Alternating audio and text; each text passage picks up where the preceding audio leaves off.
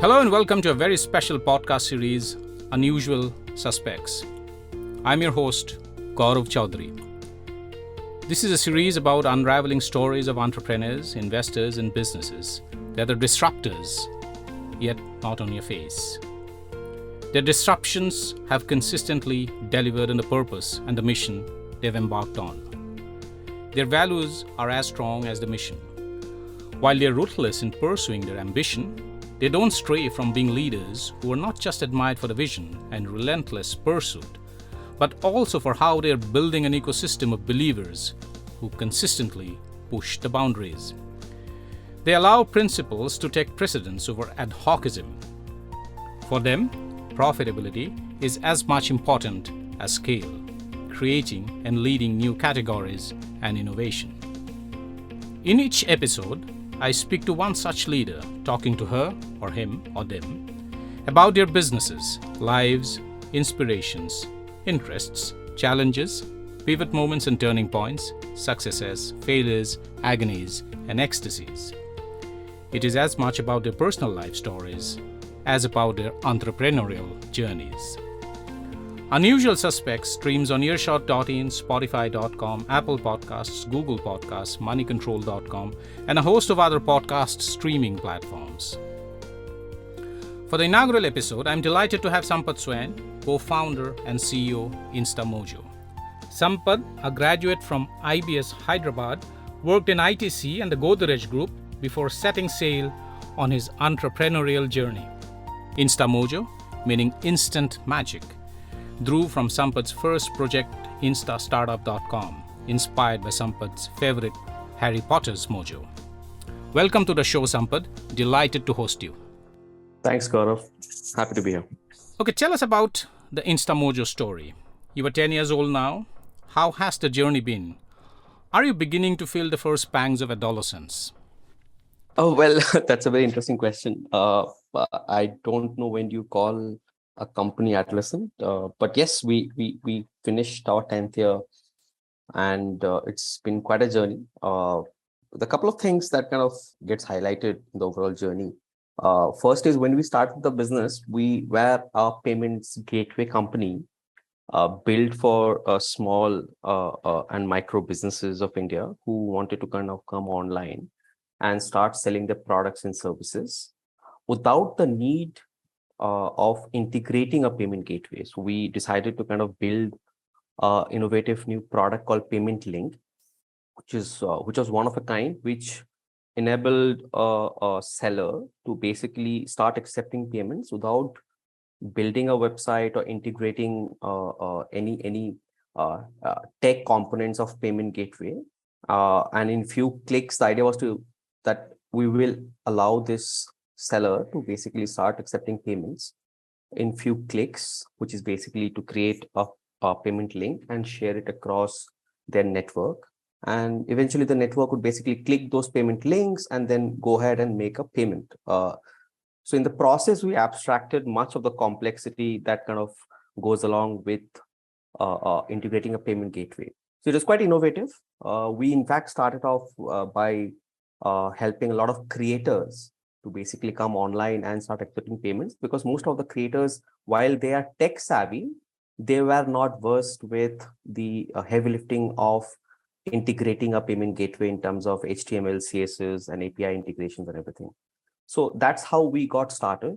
And over a couple of years, we kind of scaled the business quite rapidly. We focused on simplifying the overall experience of the payment link to an extent than that literally our grandmothers can use. So that's kind of the overall idea. While we were scaling, obviously the market kind of shaped, reshaped, developed immensely. Initially with demonetization, then EPI, then we realized that the margins of the payment business is shrinking. That led to a pivotal moment that we realized that possibly a standalone payment gateway might not exist in India, and much of the payment gateways back in the days had to pivot to become more like a fintech platform. And we were not keen to kind of pursue the fintech ambition.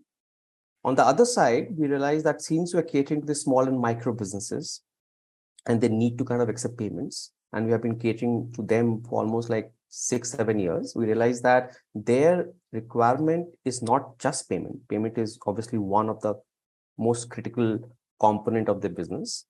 We pivoted to more of an enabling commerce platform. You can also call it as a D2C tech platform, which helps the similar kind of businesses who erstwhile were using us for payments are now using Instamojo to drive commerce, where we provide them a one-stop shop to basically set up their e-commerce platform in terms of front end and back end, where they can develop their own storefront, where they can add their products or SKUs, as we call it. On the back end, we have order management, CRM, marketing, logistics, of course, payments, which comes pre-integrated. So in a nutshell, that's kind of how we kind of started with a initial insight of creating a payment gateway where there's no integration or a website requirement, to pivoting a full-fledged D2C tech platform where any D2C brand basically can start her journey from first sale to full scale. So that's a quick snapshot of how the last 10 years has been for us. Interesting. And this is a fourth crack at entrepreneurship after Wanamo.com, Instartup, Dealsandyou, isn't it? And so what were the lessons that you took from these into Instamojo, where, if I may say so, you have found your mojo? There are a couple of insights, and the most highlighting one, let me kind of take you through it, right? So first insight was that the age of non-online small businesses is over for good, right? Because we believe that currently any kind of business, from your local panwari shop to a large brand like a Mama Earth, right? They all have to be online, one reason or the other, right? That's point number one. Point number two is getting online is no longer a matter of choice for any one of them. Like you can see a panwari basically on a Google map, right? At one side of the spectrum, to a large D2C brand having their own brand website where they're driving sales. Unfortunately, right, some of those businesses are less online than the others. So if you think about the overall spectrum, on the left-hand side, there are businesses like Panwari who are listed on Google. They're less online, according to us. And then there is larger D2C brands who are more online. And then there are people in between who are using social platforms like Instagrams and others, or WhatsApp to drive sales, or listing on marketplaces, and so on and so forth, right? As most of them want to be more online, obviously for good reasons, but being online is complicated, to say the least, because it requires a whole host of new tools, which you have to kind of understand, then make use of to basically continue running your business. And that is where the problem started, right? Because as you use multiple products across multiple domains, like you have to build your website and store, then integrate a payments platform, support, shipping, marketing, invoicing, CRM, and the whole 9 yards. It gets really complicated for a small and a tiny business owner to handle it, right? So what we kind of figured that, hey, what if we basically create a one-stop shop where everything is drag and drop, which enables them to basically go from that first sale to full scale in few clicks at zero cost, right? So let's reduce the barrier of entry for any small business owner who is envisioning to become the next big D2C brand, to basically allow them to onboard herself on Instamojo and basically drive her sales directly to her consumers, right? And that is where we came with the overall concept that what we need to become is BOSS, BOSS, we call it the business operating system for small businesses, right? Which allows them to start, manage, and grow her business seamlessly. Beginning, obviously, you don't have to spend a lot of money. You have to only spend time to set up everything else. And as you scale, you can basically then opt for paid subscription plans, which enables you to do more. So that's kind of the larger insight, Gaurav, we drove, that from businesses who were not thinking online, now they have no opportunity other than to be online, then kind of handhold them to come on a platform like ours and then seamlessly scale their business. Absolutely. And, A question that often comes to my mind when I look at Instamojo is, how do you describe your company? How would you describe a company? Are you an aggregator, a marketplace, a payment gateway, a fintech company, a logistics player, or something else? And who do you see as your competitor? Yeah, it's an intriguing question because a lot of the terminologies we use are intertwined, right? So what we classify ourselves is a D2C tech company. Now, let me kind of double click what I mean by that. Now, there are two kind of D2C companies. One are D2C brands like Mamaearth, like Bollywood, and so on and so forth, who aspire to become the next consumer brand. And then the whole host of companies like us who are enabling commerce for them. And we classify ourselves as D2C tech company. Our key competitors are basically varied. Obviously, there are a lot more entrenched global players, like Shopify is one of them, WooCommerce is one of them, and far few in between. So that's kind of how we classify. The next point is all the words you used, which is fintech, D2C, and everything is intertwined because we are not just enabling commerce, but we end up enabling the entire spectrum of commerce, like onboarding on a platform, getting them a seamless way to basically set up their store, which is the D2C tech part. Then payments is pre-integrated, right? Which is the fintech part of the whole equation. Then there is a marketing angle, which is the MarTech comes in the picture, right? And then logistics and everything, right? So it's a combination of all these fancy words, if I may, to bring together a seamless experience. So that at the end of the day, see, we don't want our merchants to experience all these big words. What she needs is very simple. I want to sell XYZ product directly to my consumer. How easily and in a cost-efficient way can you allow me to basically onboard myself without a lot of heavy lifting? Because typically these are not like more than 5-10 people company, right? There's a tiny, small, nano or micro company, right?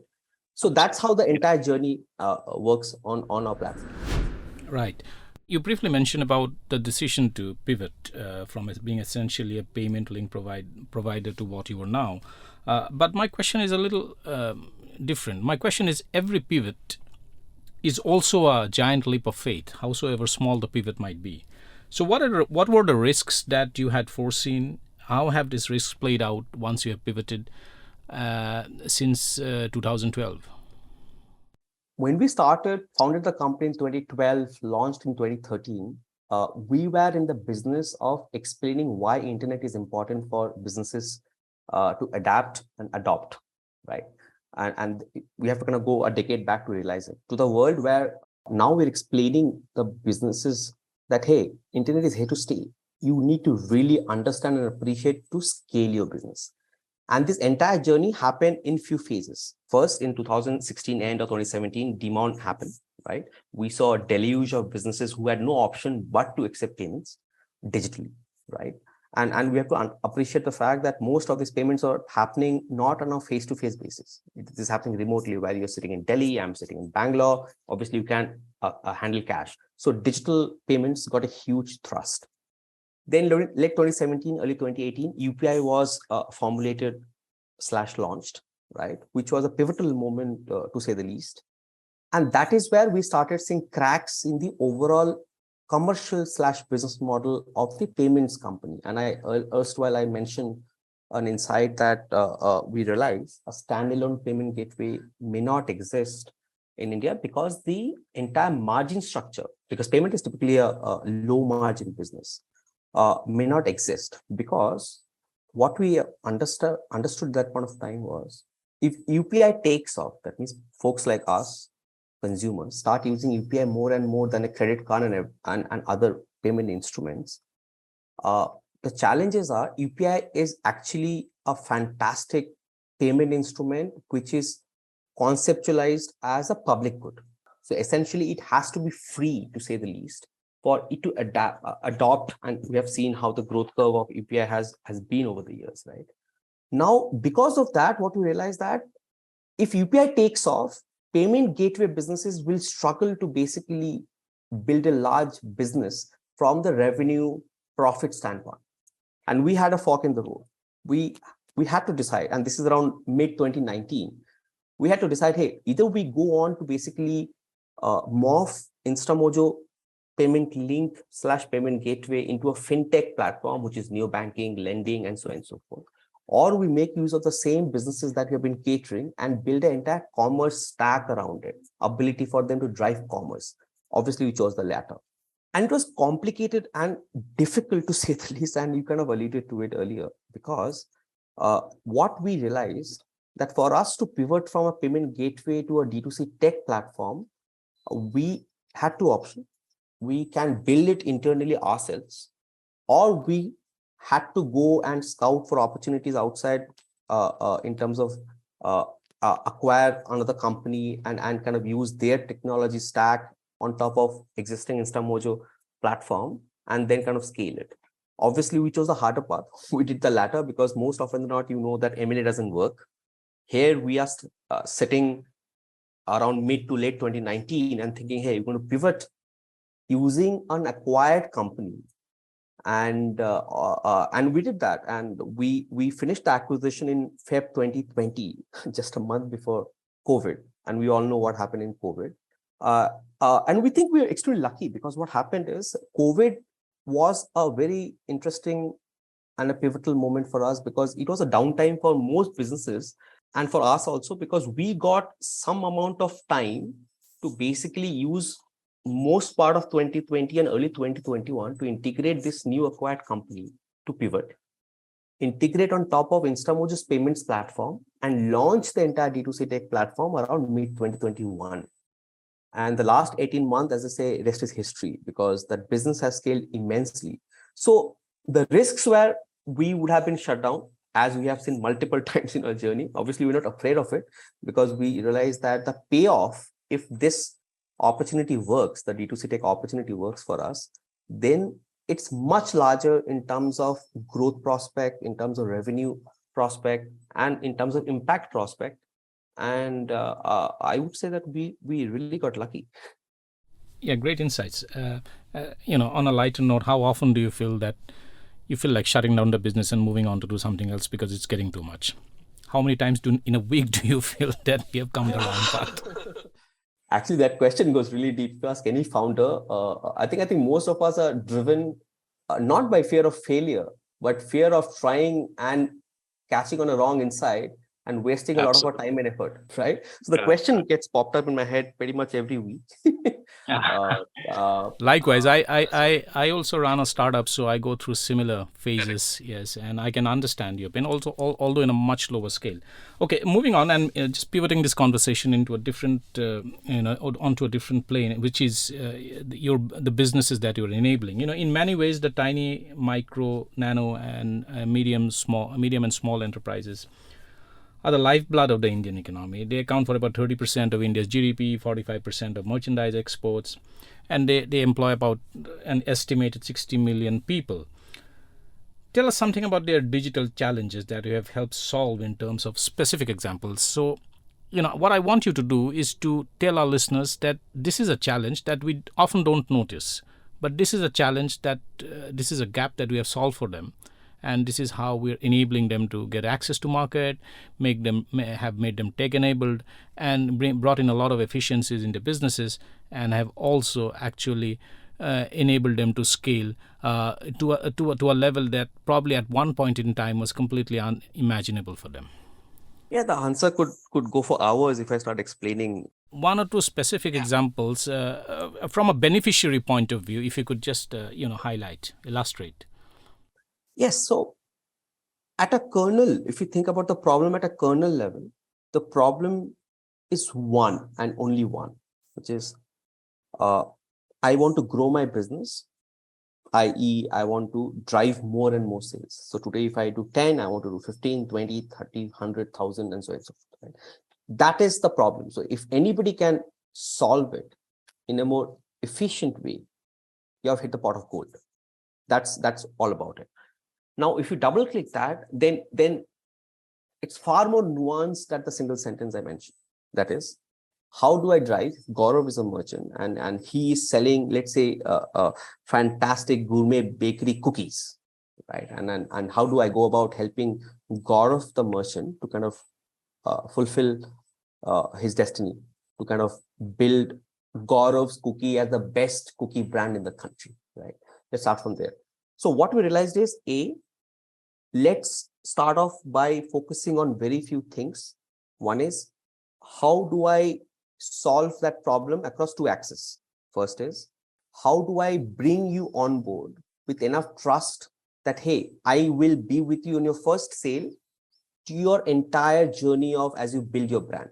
And that takes a lot of time and effort. And thankfully, because of Instamojo being in the business and the market, and I believe that we have earned some goodwill that allows to kind of foster that trust for Gaurav the merchant to trust us. Instamojo will be able to help me.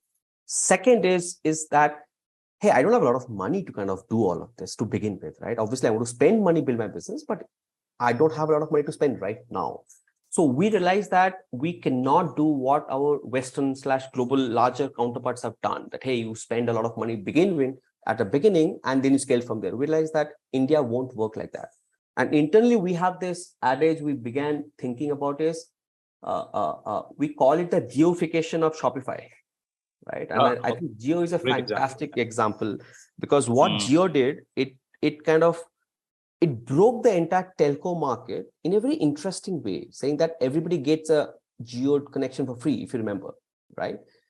Yeah. And today, if I go back and see Jio's ARPU versus Airtel ARPU, they are not significantly different. So what Jio did was brought the same telco stack for free for each and every Indian. And as they ramp up the business, they realize that, okay, fine, over a period of time, we will monetize the user base and the assets and the value that you're driving. We said, hey, let's copy Mr. Ambani, right? So we went and said, you know what? I want to compete with Shopify, hopefully over a period of time, outcompete them, at least in my market, which is India, which I know better than them at least. How do I do that? Obviously, I cannot compete with the same product and everything. So we realized that that's where the whole adage of Jiofication of Shopify, that give the same thing that Shopify is giving for free. Right? Absolutely. And then build trust and confidence and their ability to understand and process everything that is happening. Because at the end of the day, we have to realize most Indian merchants, especially D2C brands, it's a new phenomenon. A lot of it got a accelerated boost during COVID because of work from home and so and so. That's right. Yes. That itself, Gaurav, was a pivotal and a turning point for us, that insight that can we give everything for free and then build the business as we have gained a certain critical mass. And yeah, so that's how we went about it. So basically, we did very few things really well. Hopefully, we'll do that for a very, very long time to create value for every stakeholder. So in a way, if I'm a nano entrepreneur somewhere in a tier 2 or tier 3 city, is it okay for me to describe Instamojo as my super app for getting onto the tech journey on the tech highway? A lot of buzzwords. Maybe. I think the way they see that is, boss, I have something to sell. I have very less money to start off my digital entrepreneurship journey. Instamojo is basically my best friend because they don't ask me to pay anything. And as I scale my business, I have to make use of Instamojo's higher price products. And that is how we went about it, saying, Gaurav, you start by not paying us anything. And as you scale the business, you will want to use this 2, 5, 10, 20 other new features, which are paid products. And that makes complete sense, right? And our whole model is very simple. Back in the payment days till now, that when you make a lot of money, we make a sliver of that opportunity rather than taking a lot of it to begin with. I don't think the model works. I don't think about other countries, but I know that model doesn't work in India. So that's how we went about it. And who is a typical Instamojo user for, or a beneficiary for that matter? Who is a typical, and can you characterize that person for me? Yeah, let me take a step back and kind of explain you. And that question itself was a journey for us because there is this dukandar who is coming online. There is this large D2C brands who are online but selling on marketplaces and wanting to sell through their own website. And then there are marketplace merchants who have been selling on marketplaces, now want to build their own D2C brand because marketplace don't care about your brand, they care about themselves. Across entire landscape of so many different kind of merchants. And this is after a lot of brainstorming, we realized our ideal merchant today is this Instagram seller, typically a female, who's sitting at home using a creative juice to basically create something and sell directly to consumers. So today, our average user is 18 to 35-year-old female on Instagram with, say, about 10,000 to 1 lakh followers, right? Now wanting to move out of Instagram, saying, boss, I want to build my own candle brand or a lifestyle product or a gourmet cookie or a lifestyle accessory or a clothing brand, right? And I need to make it my own. So it has to be my own domain so that I'm a brand who stands out. I build loyalty, I build a following. And so all the followers on my Instagram would actually move on to my website because they've known me build my product, build my business on Instagram. So that's kind of my ideal TG today. And we typically don't focus on anybody else, to be very honest, Gaurav. Not that we're stopping anybody from using us. But today, if you ask me, I only worry about what is she thinking, who has about, say, 15,000 followers on Instagram, does few lakh rupees of sales, right? What is her need and how can I help her in her journey? Right. That's for most businesses, managing cash flows is as important as profitability. Cash, after all, is the fuel that keeps the engine chugging, and you know that more than anyone else.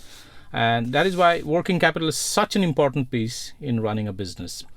While the bigger ones, the large conglomerates have deep pockets, and they manage to ride out any kind of crisis that might come along, and COVID was an example of that.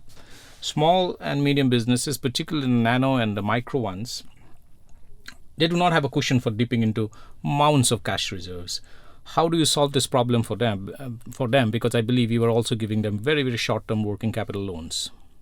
Yeah, to your question, I think this problem is extremely deep and complicated, and the opportunity is huge and immense and growing leaps and bounds as we speak, right? And as usual, we realize that we cannot tackle this 800-pound gorilla called working capital cash flows in a jiffy, right? So we started very small, like we always do.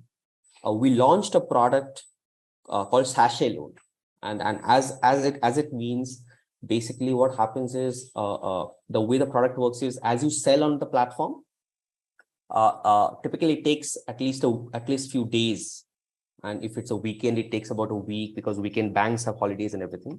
We realize that creates a lot of stress for this nano small micro business owner, because for her, each and every sale allows her to basically use that to basically either buy inventory, put it back to her business to grow and all of that, right? So we launched this product called Sachet Loan, which allows instant disbursal of a sale back to her bank account as credit, even though technically speaking, that could not be processed back to her account because banks have their own cycle and everything else. So that is the first product, Gaurav, we launched to kind of resolve, if I may, the running working capital problem. Obviously, our aspirations are large, but again, we started at an atomic level today. Idea is, as we scale the D2C tech platform, as we get tens and thousands of more D2C brands using the platform, and we use more of the data and understanding, we'll enable more and more credit solutions. And this won't be cookie cutter solution that you find in the market. It has to be custom built for them because their needs are much diverse and different. Yeah. So what would be the average ticket size of a sachet loan now? We're talking about 10 to 12,000 rupees. Yes. 10,000 rupees. Okay. Let me play the devil's advocate for a moment. You are enabling tens of thousands of India's D2C brands to digitize and get access to markets with a great degree of efficiency. But at the same time, it's also increasing their dependency on you. The more they scale through you, the more they become dependent on you. So for them, isn't there a business risk on this? I think the answer would be yes. Right? It would be wrong of me to say no, because that's why it's more important for me to exist, if not profitably, right? But continue to be there alongside. As I said, our whole ambition is to help you, enable you grow your business from your first sale to full scale, right? So it is imperative for us to exist, to begin with. At the end of the day, as a promoter, as a founder, as a CEO, my job is to basically understand, hey, if we have to exist, how do we make Instamojo exist for the longest possible period of time, ideally forever, right? So we have to kind of, and as the market goes topsy-turvy, like a couple of years back, market was in a frenzy. Today, market is in downturn because of liquidity crunch. We have to go through all the cycles. And thankfully, God, we have seen that cycle play out over the 10 years period multiple times over. So today we are battle tested, right, to survive, right? So it is important. And yes, if we don't exist, tens and thousands of the small D2C brands who use our platform will find it very challenging, because a platform like us, who provides the whole stack for free to begin with, doesn't exist, right? That's right. So it is important, and we take with a higher degree of seriousness on that. Yeah, so if I'm a nano entrepreneur and I am entirely dependent on you for my digital enablement, right from the payment gateway to the tech stack, etc., and I'm getting all my customers through you because I'm a pure digital company now. Suddenly something happens to Instamojo. If you're, there's a technical problem, or there's a collapse, or something of that sort happens, then the attendant consequences can actually cascade through tens of thousands of D2C brands. How are you hedging that? So there are two sides of the equation. One is platform risk, and one is Instamojo's individual financial risk. Let me take the first one. I think first one is slightly more easier because we have been a tech product company building digital solutions for small businesses for over a decade now, right? And I think a lot of it has been building the processes that when things go down, where things are not working, what are the modus operandi for each one of them, right? So I think we have done that. I would personally say really well, and we take a lot of pride in that. And I think the uptime for the platform itself is 99.99%, right? And that's publicly shared. We have shared that publicly, and anybody can see if you go to status.instamojo.com, right? That's point number one. On the financial side, the answer is profit, right? Today, Instamojo is almost EBITDA positive, right? And hopefully in the near future will be PAT positive. And as the business scale, hopefully we will continue to generate free cash. So from revenue to EBITDA to profit to free cash is a journey that we as a company, enabling tens and thousands, hopefully millions in the future, we have to take it with a certain degree of seriousness. So that's how, at least from our vantage point, we look at the predicament. Sampad, you are also sitting on a huge repository of data. This is rich in details of consumer behavioral patterns, product buying patterns, ticket size of transactions, etc., all broken down to geography and location. How are you using this data? Sure. So today, of course, we are collecting a whole host of data points from merchants, their consumers, their buying patterns, and so on and so forth, right? Today, most of the data is being consumed internally to create far better seamless user experience for both sets of users. One is merchants, who are our customers, and buyers, who are my merchants' customers, right? I think that's the primary use case today. However, I think in the future, the whole idea is to, as we see data across different cohorts of businesses, starting from a bakery to a clothing to an accessory to lifestyle product, so on and so forth.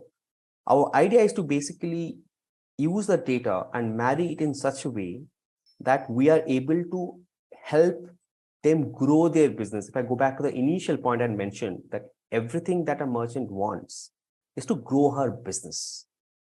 So that's kind of the overall idea, that today we are using the data to give them a seamless, very easy user experience. Idea is to use more and more data, consume it, and then create and use the data to basically create an opportunity for them to grow their business. So that's how we are going to grow. Sampad, the reason I asked you the question about data is also because this data is critical for the small D2C businesses that you are enabling. It tells them about who is buying what, where, and how much. While this data is available to them on the dashboard, most of them would not have the wherewithal to collate and get the insights out of this data. Do you also share the insights with them? Yes, we do. In fact, let me share an anecdote. I think the challenges and problem that we face are slightly more interesting.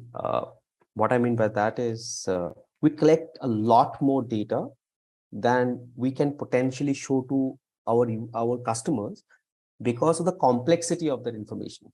So we are trying to kind of paddle across, hey, we collect pretty much everything, but how much data can I show without really making it so complex that she is not able to make sense out of it, right? So today, what we do is exactly what you mentioned, and slightly more on their Instamojo dashboard, where they can see who is buying, what are they buying, from where they're buying, what are the patterns like, what has been in similar cycle, say last month, last quarter, last year, so on and so forth, right? And trying to basically give enough information for her to derive insights, again, which can help her to drive more and more sales without making it so complex that she basically tune off, right? Interesting Right. predicament, if I may say so. But today, given where the market is, we realize let's try to kind of not do an information overload, but enough for her to drive insights to grow her business. Absolutely. And finally, Sampad, what next for Instamojo? When and what will be the next pivot moment? Are there any plans for getting listed, etc.?